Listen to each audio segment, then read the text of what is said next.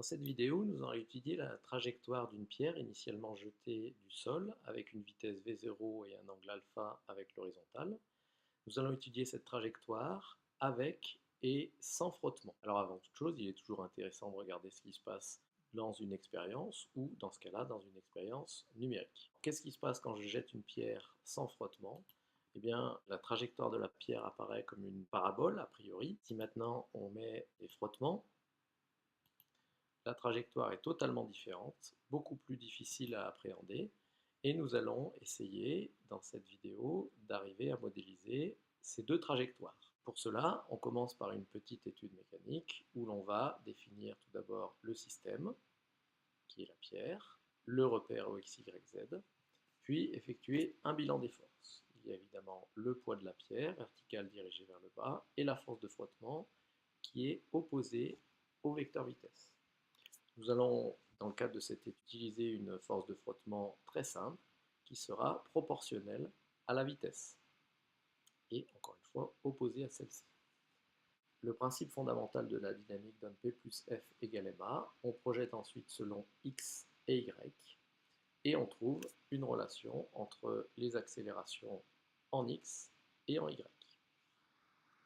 Alors on va essayer maintenant, à partir de l'expression de ces accélérations, d'intégrer ces expressions pour trouver les trajectoires avec et sans frottement. Nous allons donc utiliser un tableur en faisant la liste des paramètres du système sur la première colonne. Donc nous avons l'accélération g de la pesanteur en mètres par seconde au carré.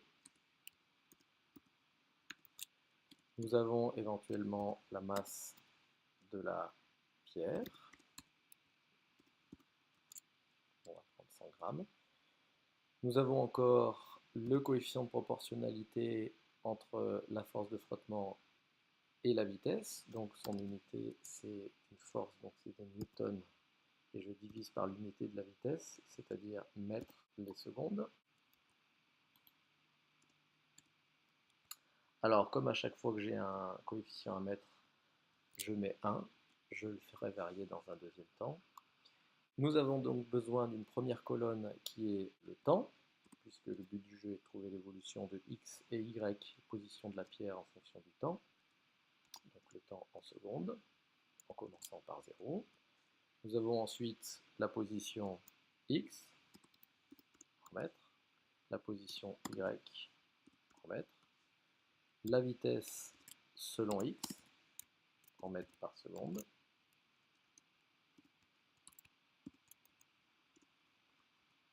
la vitesse selon y en mètres par seconde et l'accélération selon x, mètres par seconde carré, l'accélération selon y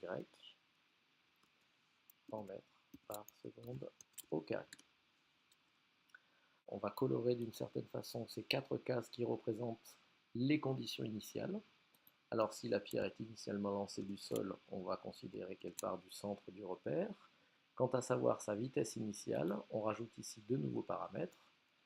La norme de cette vitesse initiale, donc V0 en mètres par seconde. On peut par exemple mettre 1 mètre par seconde. Et puis l'angle que fait ce vecteur vitesse initiale avec l'horizontale. Donc on l'appelle alpha. Donc on va mettre un angle ici de par exemple 40 degrés et on va le mettre directement en radian. L'expression de la coordonnée selon x de la vitesse initiale, c'est égal à v0 multiplié par cosinus de l'angle. Et l'expression selon y de la vitesse initiale, c'est égal à v0 fois le sinus de l'angle.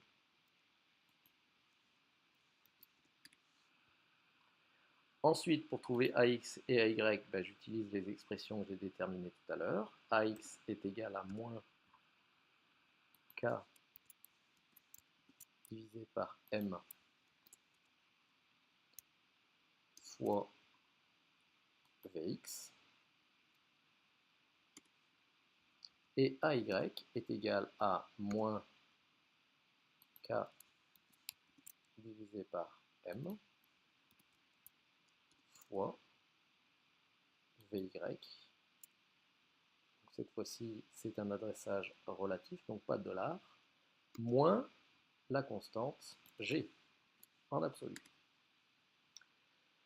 Il ne me reste plus qu'à incrémenter ma colonne des temps sur environ un millier de lignes. Donc j'ai un autre paramètre qui est dt, que j'exprime en secondes. Je mets 1 pour commencer, on pourra étudier la pertinence de ce chiffre par la suite. Et à chaque nouvelle ligne, je dis que le temps est égal au temps d'avant plus dt en paramétrage absolu. On va ensuite dérouler cette colonne jusqu'à environ 1000 lignes. Pour ça, on utilise une macro pour éviter de dérouler pendant plusieurs minutes. On a donc la colonne du temps qui est déroulée jusqu'à 1000. Comment trouver l'expression de Vy à l'instant t plus dt? Je dis que Vy à l'instant t plus dt, c'est Vy à l'instant t plus AY fois dt en absolu. De la même façon, Vx c'est égal à l'instant t plus dt, c'est égal à Vx à l'instant t plus AX fois dt.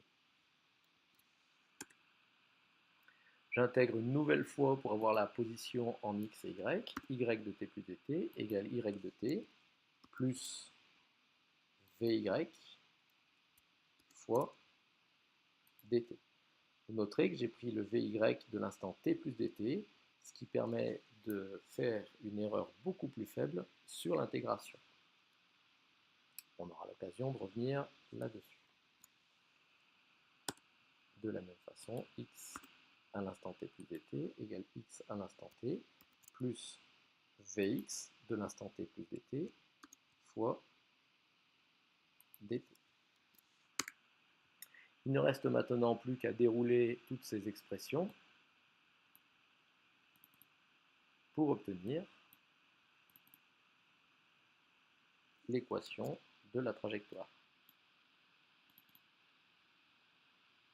Alors on voit tout de suite ici, avant même de tracer la courbe, que l'on sort des chiffres complètement aberrants, tout simplement parce que le pas d'intégration est beaucoup trop grand.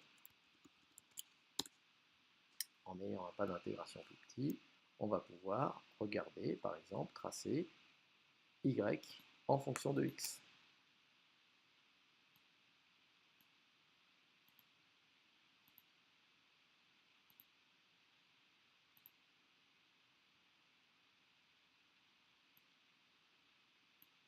On fixe pour simplifier dès le départ une force de frottement nulle pour voir si l'on retrouve la parabole observée avec Algood.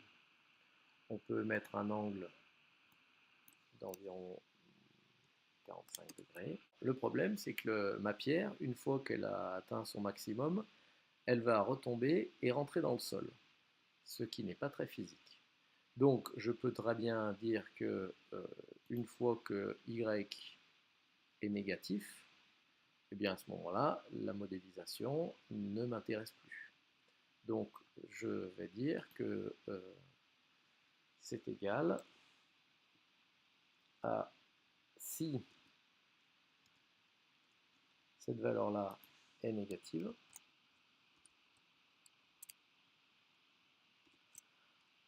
alors je reprends la valeur précédente, c'est-à-dire je vais rester tout le temps au même endroit.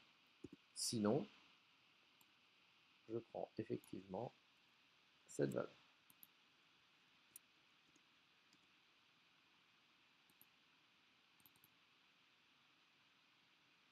De la même manière, je peux très bien dire que si le y de tout à l'heure est négatif, alors à ce moment, je prends la colonne d'avant, sinon j'intègre le x. On obtient donc une parabole comme observé dans Algodo.